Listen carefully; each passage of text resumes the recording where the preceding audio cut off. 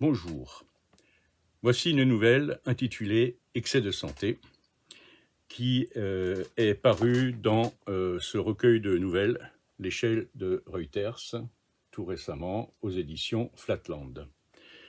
Il a en même temps une petite histoire qui est liée à ce texte que je vous expliquerai à la fin.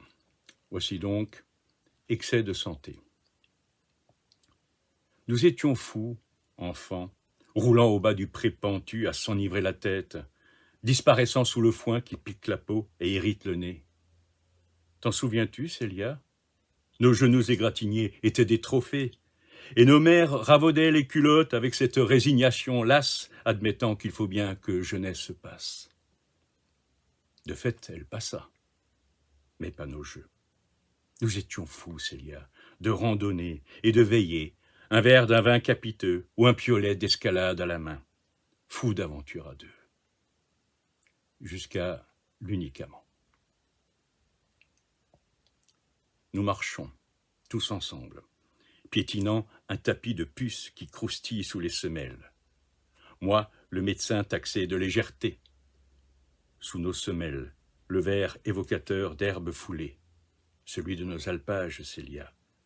Symbole de nature restaurée, comme il se doit, Célia.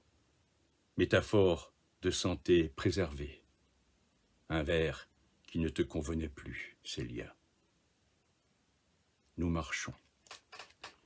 La jupe bleue à côté de moi contraste avec cette couleur d'espoir ayant coloré jusqu'au barreau de nos cellules.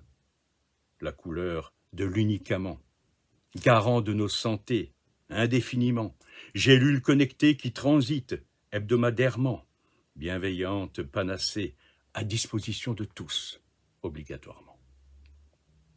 Mais le bleu de l'étoffe virevoltante a la sérénité d'un ciel d'été.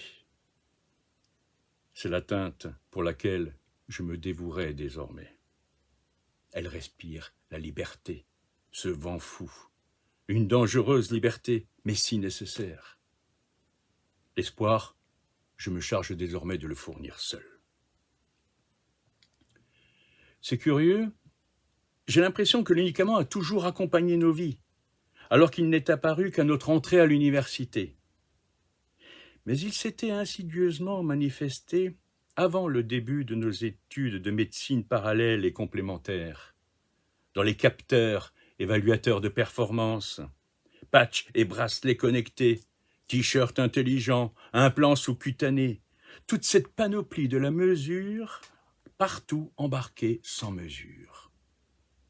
Même ce soutien-gorge d'adolescente qui se dégrafe en présence de l'élu de son cœur, que tu avais passé pour rire dans l'intention de démontrer la sincérité de tes élans et qui m'avait, je peux l'avouer maintenant, terrifié à l'idée qu'il ne dénuderait jamais tes seins. T'as vu? J'ai effectué 6000 pas de plus que toi, disais-tu, taquine. Et je t'opposais, moqueur, nos différences de taille. Même Oscar, qui illuminait nos balades, avait droit à son podomètre. Nous divisions le nombre pour correspondre à sa nature de quadrupède, en toute innocence, car la mesure n'était pas encore synonyme de contrôle. Loin de moi l'intention de dénigrer la lentille de contact d'Extra-Watch de Gouvartis qui affiche le taux de glucose des larmes du diabétique, ni l'esthétique mouche, résurgence numérique de la galante, la friponne ou l'assassine, selon l'emplacement, surveillant le dosage sanguin des molécules administrées. Mais le ver était déjà dans le fruit, dès que la métrologie médicale devint l'étalon de nos santés. En fait, les étalons, c'était nous, au service des jockeys du numérique, qui, dans les haras informatiques, mesuraient nos performances et anticipaient nos faiblesses. Pour délivrer un médicament, il faut une prescription, validée par un diagnostic. Nous sommes devenus, à nos corps consentants, des tests sur pattes, des compteurs biologiques, des capteurs à ADN, de la chair à donner. Compter, mesurer, archiver, comparer, l'unicament n'existerait pas sans l'énorme puissance de calcul des big data. Le médicament universel a commencé là, avec la compilation des archives médicales, les croisements de fichiers ADN par ethnie et aire géographique, l'analyse heuristique des pathologies héréditaires et épigénétiques par tous les biais possibles, profession, environnement, alimentation, stress. Tu te vantais d'une lointaine origine viking remontant au XIVe siècle, probablement le fruit d'invasions barbares, même si le croisement avec d'autres souches te rendait susceptible de contracter un lupus. Je riais avec toi des traces d'ascendance juive ashkénaze me prédisposant au cancer du sein et des ovaires, si j'avais été une femme. Un peu moins des éventuels risques cardiaques des séduisants afro-américains comme moi, sans alarme excessive, sachant qu'un médicament spécifique à cette population existe déjà. Des iota-octets d'informations traitées par de puissants calculateurs. Il faut bien cela pour fournir le remède parfait. Bien sûr, l'unicament n'est pas vraiment universel. Il faut être fou pour croire qu'une molécule suffit, ou que la lutte contre des pathogènes en constante mutation un jour prendra fin. C'est un prédicament. Nanocapteurs et biomarqueurs détectent ici une dysfonction. Là, un oncogène, ou encore un intrus. Le prédicament est un prédicat. Dépistage et déminage sont les deux molécules de la médecine prédictive et préventive, personnalisée et participative. Triomphe du numérique qui a poussé à l'obsolescence le médecin, simple prescripteur de préconisations crachées par des algorithmes, contraint en outre à des abonnements aux statistiques sur les liens entre pizza et intolérance sexiste, calculs rénaux et addiction aux jeux vidéo chez les cadres. Nous marchons, toubib récusé par l'expertise informatique qu'agite le patient sous notre nez, pharmaciens chassés par les bioélectroniciens, protestant contre ce que certains qualifient d'ubérisation des soins, alors que sortir de nos études, nous nous inquiétions d'une médecine à deux vitesses. Tu crois qu'ils vont tirer ? Rassurant, je caresse la blonde chevelure qui cascade sur la robe bleue. Deux couleurs qui ne s'allieront jamais pour donner du vert. Ce n'est pas dans leur intérêt. De fait, personne ne nous empêche de vider sur la chaussée la gélule émeraude qui agit avant complication. Une fortune éparpillée. L'unicament, suivi si nécessaire du complément génétiquement adapté et à toxicité réduite, est unique et donc cher. Trop cher. Alors, se sont dit les géants du numérique et nanobio associés, pourquoi ne pas l'imposer à tous pour abaisser les coûts et s'assurer les rentes d'une population payant à chaque prise, comme dans la Chine traditionnelle, le prix de sa bonne santé ? On recueillait en outre une quantité astronomique de données biologiques garantes de futures découvertes. L'efficacité anticipée de la pharma-AO, pharmacologie assistée par ordinateur, sonnait la fin des maladies orphelines, l'abandon des génériques et l'avènement du sur-mesure. Personne, au début, ne s'est plaint, à part toi, Célia. Pour la médecine 4P, il est plus rentable de proscrire que de prescrire.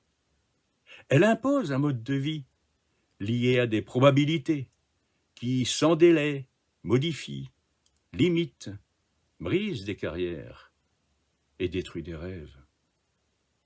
Les courbes statistiques, superposées aux tiennes, préconisèrent l'abandon de ta formation de vétérinaire, incompatible avec les risques d'infection prédéterminés par tes gènes.